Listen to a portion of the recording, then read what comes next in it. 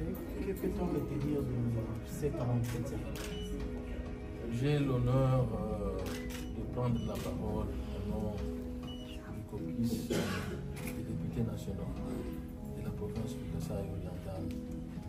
L'objet de notre visite chez son Excellence Monsieur le ministre du Portefeuille, Jean-Lucien Boussa, concerne l'AMIBA, la minière de Bakonda, comme vous le savez, qui est en difficulté depuis plusieurs années.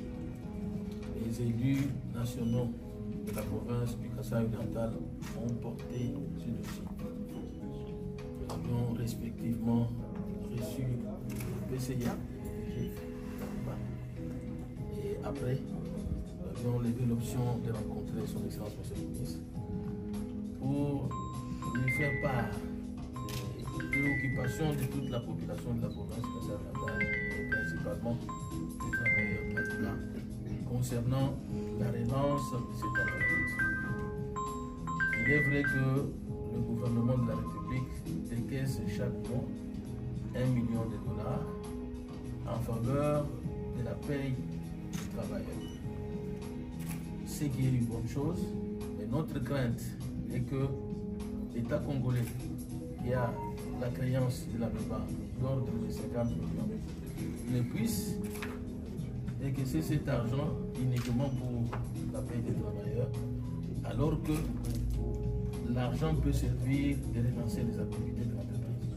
C'est comme ça que nous avons demandé à son Excellence Monsieur le ministre de faire en sorte de s'impliquer pour que l'on puisse décaisser cet argent, 50 millions, pour permettre la relance des activités de la MIBA. Bien sûr, sur un plan de relance convenu entre élus, force vive de la province Kasaï-Oriental, comité de gestion, afin de produire un plan sur lequel l'argent là qui sera décaissé doit s'asseoir, c'est-à-dire un plan pragmatique qui permet de relancer effectivement l'entreprise, les activités de l'entreprise. Ça c'est le premier volet. Il y a aussi les conflits qu'il y a entre PCA et DG que nous avons évoqués.